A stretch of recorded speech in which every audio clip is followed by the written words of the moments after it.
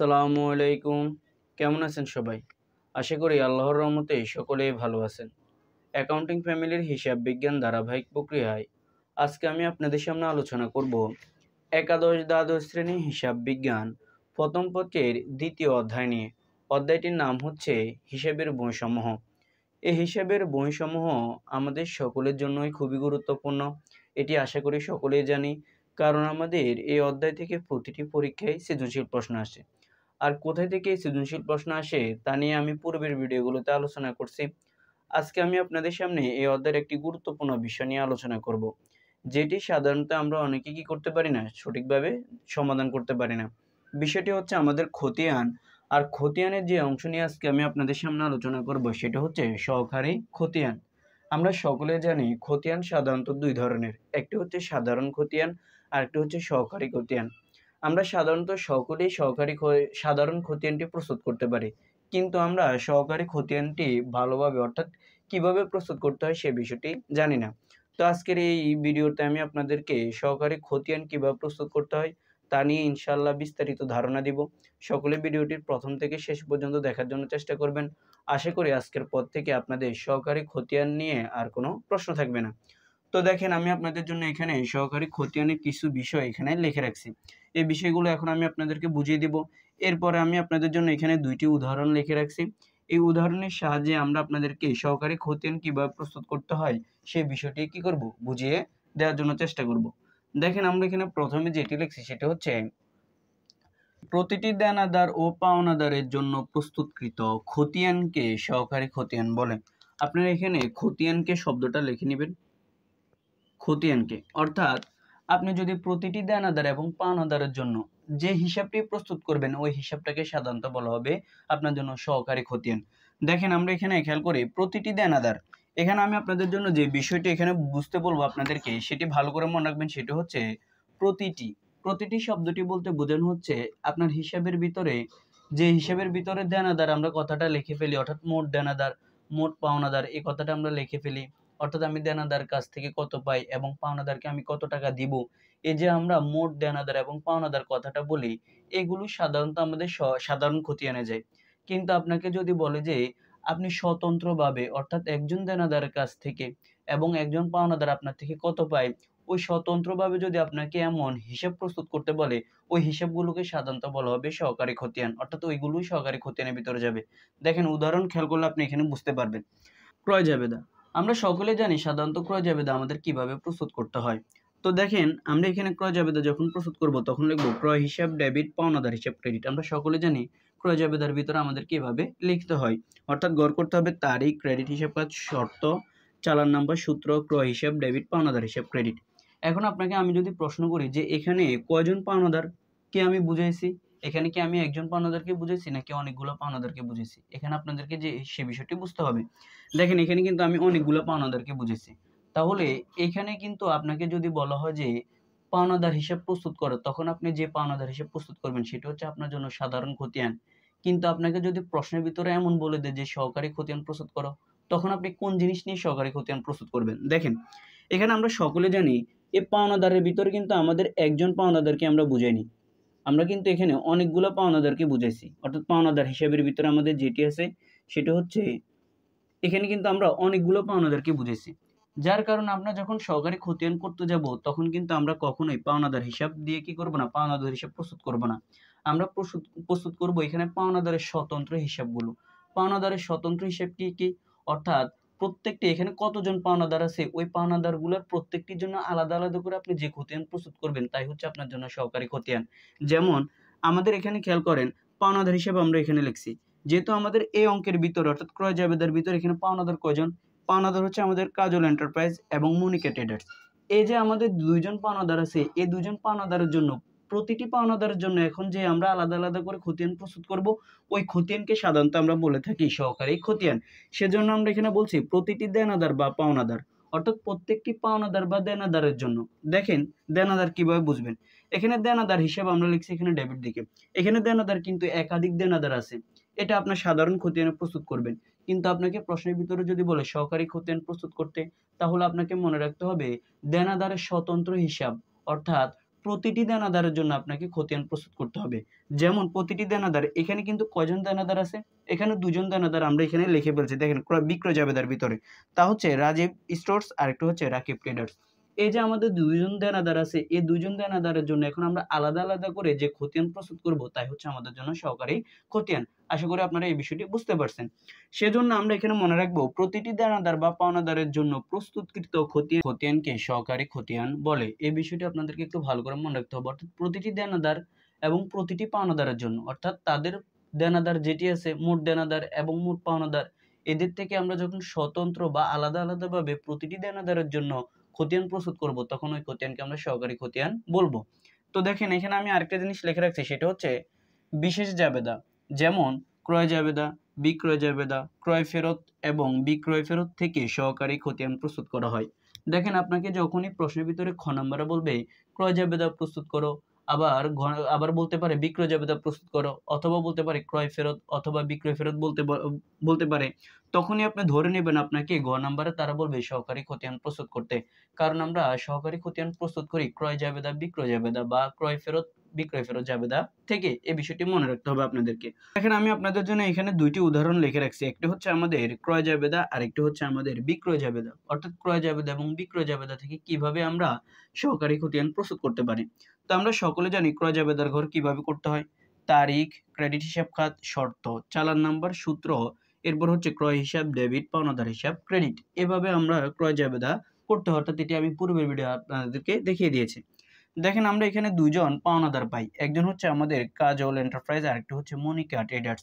এই যে কাজল এন্টারপ্রাইজ এবং মনিকা ট্রেডার্স, এদের জন্য এখন যে খতিয়ান আলাদা আলাদা করে প্রস্তুত করব, তাই হচ্ছে আমাদের জন্য সহকারী খতিয়ান। তো দেখেন সেজন্য আমরা এখানে কি করব, সহকারী খতিয়ানের জন্য ঘর করে নেব। তো আমরা উপরে লিখবো এখানে সহকারী খতিয়ান কাজল এন্টারপ্রাইজ। কাজল এন্টারপ্রাইজ লিখবো কারণ আমরা কাজল এন্টারপ্রাইজের এখন খতিয়ানটি প্রস্তুত করব। এই যে আমরা দেখেন মোট পাওনাদারকে এখন আমরা কি করছি, আলাদা আলাদা পাওনাদার হিসেবে এখন যে খতিয়ান প্রস্তুত করতেছি, তাই হচ্ছে আমাদের জন্য সহকারী খতিয়ান। তো দেখেন আমরা কোন ঘরের মাধ্যমে করব সহকারী খতিয়ানটি। সহকারী খতিয়ান আমি দেখিয়ে দিয়েছি, 2টি ঘরের মাধ্যমে আমাদেরকে খতিয়ান প্রস্তুত করতে হয়। একটি হচ্ছে টি ছক আর একটি হচ্ছে চলমান জের ছক। প্রশ্ন যদি নির্দিষ্ট করে বলে না দেয়, তাহলে যে কোনো ঘর দিয়ে আপনি কি করতে পারবেন, এই সহকারী খতিয়ানটি প্রস্তুত করতে পারবেন। তো আমরা এখানে চলমান জের ছক দিয়ে করবো। এখানে তারিখ, বিবরণ, জাবেদা পৃষ্ঠা, ডেবিট টাকা, ক্রেডিট টাকা, উদ্বৃত্ত ডিভাইডেড বাই ডেবিট ক্রেডিট। উপরে আমরা এখানে লিখে নিব হিসাবের কোড নং। এটি হচ্ছে আমাদের চলমান জের ছকের ঘর। তারপর আমরা এখানে লিখবো মনিকা ট্রেডার্স। মনিকা ট্রেডার্স হচ্ছে আমাদের আরেকজন পাওনাদার। এই যে আমাদের আলাদা একজন পাওনাদার আছে, তার জন্য এখন যে খতিয়ান প্রস্তুত করব, এটি হচ্ছে আমাদের জন্য সহকারী খতিয়ান। তো সেই জন্য আমরা এখানে লিখে নিব মনিকা ট্রেডার্স। এখানে লিখবো হিসাবের কোড নং, তারিখ, বিবরণ, জাবেদা পৃষ্ঠা, ডেবিট টাকা, ক্রেডিট টাকা, উদ্বৃত্ত ডিভাইডেড বাই ডেবিট ক্রেডিট। এভাবে আমরা চলমান যে ঘরটি করে নিব। তো দেখেন আপনাদেরকে এখানে লিখে নিতে হবে প্রথমে তারিখটি 2022 সাল, লিখবেন এখানে জানুয়ারির 5 তারিখ। এখন আসেন আপনারা এখানে বিবরণ ঘরে কি বসাবেন। আপনারা অনেকে যে প্রশ্ন করেন, যখন আপনারা মাঝে মধ্যে দেখেন আমরা এখানে যদি ক্রয় হিসাব প্রস্তুত করতাম, তাহলে আমরা এখানে কি করতাম, পাওনাদার হিসাবকে লিখে ফেলতাম। আর যদি আমরা পাওনাদার হিসাব প্রস্তুত করতাম, তখন পাওনাদারের উল্টো দিকের কথা ছিল ক্রয় হিসাব, সেজন্য আমরা এখানে ক্রয় হিসাব কথাটা লিখে ফেলতাম। কিন্তু এখন তো আমরা এখানে কাজল এন্টারপ্রাইজ প্রস্তুত করি, তাহলে কাজল এন্টারপ্রাইজের উল্টো দিকের কথা আমরা এখন কি বসাবো, সেটি আমরা সাধারণত অনেকে কি করতে পারি না, বুঝতে পারি না। তো দেখেন এখানে যে কাজল এন্টারপ্রাইজ আপনি প্রস্তুত করতেছেন, কাজল এন্টারপ্রাইজ আপনার কি পাওনাদার, অবশ্যই এটি আপনার পাওনাদার। তাহলে আমরা যখন ধারে পণ্য ক্রয় করি, তখন আমরা জাবেদা কিভাবে দিই, আমরা জাবেদা দিই ক্রয় হিসাব ডেবিট অথবা কাজল হিসাব বা পাওনাদার হিসাবকে আমরা ক্রেডিট দিকে লিখি। তাহলে কাজলের উল্টো দিকের কথা কি থাকবে, আমাদের ক্রয় হিসাবই থাকবে। অর্থাৎ ঘুরে ফিরে আমাদের কথা কি থাকবে, ক্রয় হিসাব কথাটা থেকে যাবে। সেজন্য আমরা এখানে মনে রাখবো ক্রয় হিসাব কথাটা আমরা এখানে কি করবো, লিখে নিব।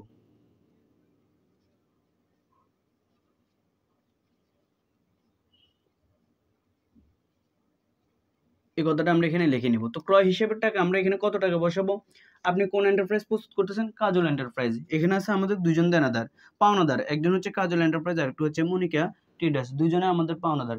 যেহেতু আমরা এখানে কাজল এন্টারপ্রাইজ প্রস্তুত করতেছি, তার বরাবর কত টাকা আছে, 17,600 টাকা। এই 17,600 টাকা এখন আমরা এখানে ডেবিট দিকে বসাবো নাকি ক্রেডিট দিকে বসাবো। জাবেদা যখন করেন তখন লেখেন ক্রয় হিসাব ডেবিট, পাওনাদার হিসাব ক্রেডিট। তাহলে কাজল এন্টারপ্রাইজ আপনার জন্য একজন পাওনাদার। পাওনাদার কোন দিকে থাকে, ক্রেডিট দিকে থাকে। আর আমি পূর্বের ভিডিওতে বলছি আপনি যে হিসাবটি প্রস্তুত করবেন ওই হিসাবের টাকা কোন দিকে আছে। যদি ক্রেডিট দিকে থাকে তাহলে আপনি ক্রেডিট দিকে বসাবেন। যেহেতু কাজল এন্টারপ্রাইজ আমার জন্য একজন পাওনাদার, সেজন্য আমরা সকলে জানি পাওনাদার আমাদের সবসময় কোন দিকে যায়, ক্রেডিট দিকে চলে যায় যখন আমরা ধারে পণ্য ক্রয় করি। সেজন্য এখন আমরা টাকাটাকে এখানে ক্রেডিট দিকে বসাবো। কত টাকা? 17,600 টাকা। তো আমরা ক্রেডিট দিকে বসাবো 17,600 টাকা। তো দেখেন এখানে কিন্তু আমাদের আর অন্য কোনো হিসাব এখানে আসবে না, কারণ আপনি এখানে যেহেতু কাজল এন্টারপ্রাইজ প্রস্তুত করতেছেন, তাহলে শুধুমাত্র কাজল এন্টারপ্রাইজের একটি কি আছে, আপনার এন্ট্রি আছে, সেজন্য আমাদের এখানে আর কোনো এন্ট্রি আসবে না। এখন আমরা উদ্বৃত্ত টানবো। তো উদ্বৃত্ত কিভাবে টানবো?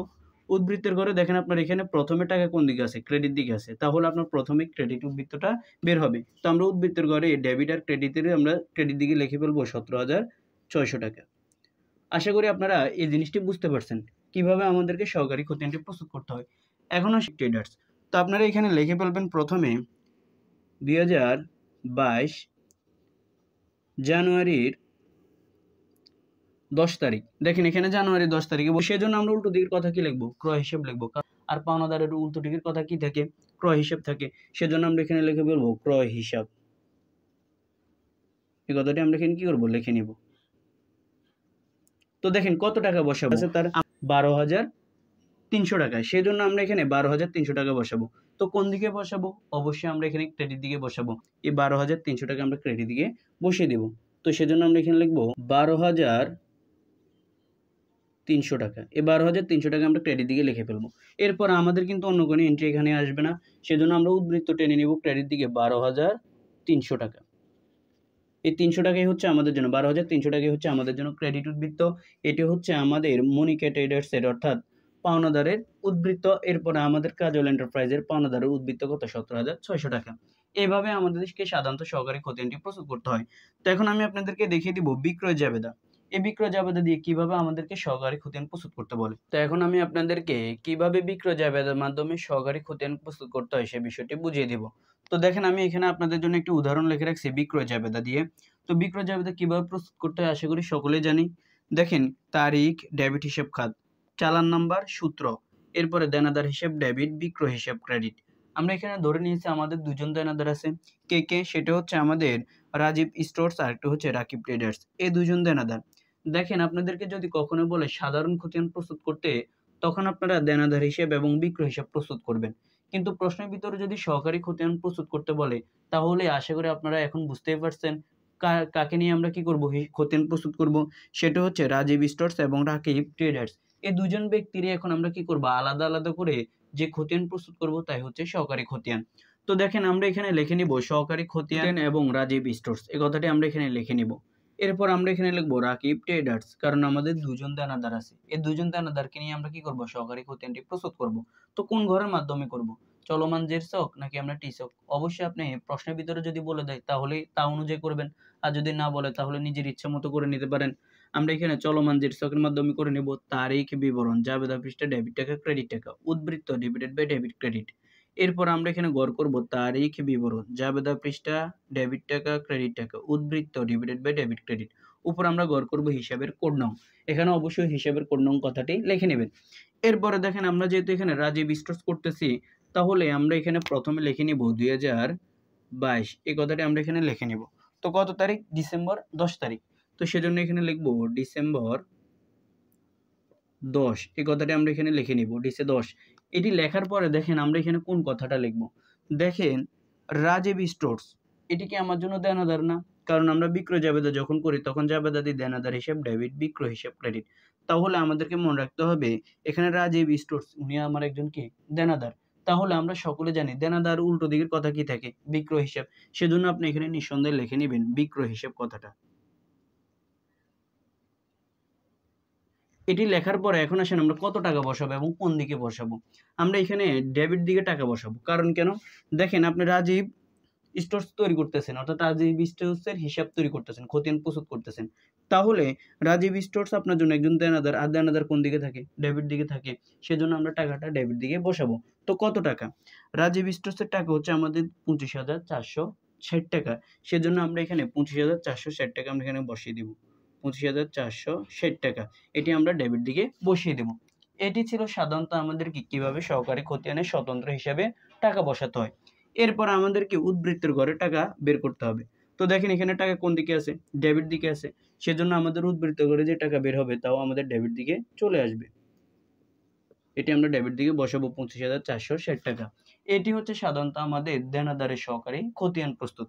এরপরে দেখেন রাকিব ট্রেডার্স, উনিও আপনার জন্য একজন দেনাদার। কারণ কিভাবে বুঝবো, সেটা হচ্ছে বিক্রয় জাবেদার ভিতরে যে যে আমাদের এন্ট্রিগুলো থাকবে, অর্থাৎ যে ব্যক্তিগুলো থাকবে তারাই হচ্ছে আমাদের জন্য দেনাদার। তাহলে রাকিব ট্রেডার্স এই কথাটা আমরা এখানে লেখার আগে আমরা এখানে তারিখটা লিখে নিব। এরপর আমরা ডিসেম্বর মাস লিখে নিব। দেখেন এটি লেখার পর আমরা এখানে লিখব 15 তারিখ। তো দেখেন রাকিব ট্রেডার্স যেহেতু আমার জন্য একজন দেনাদার, আর দেনাদারের উল্টো দিকের কথা কি থাকে, বিক্রয় হিসাব, সেজন্য এখানে লিখে নিব বিক্রয় হিসাব।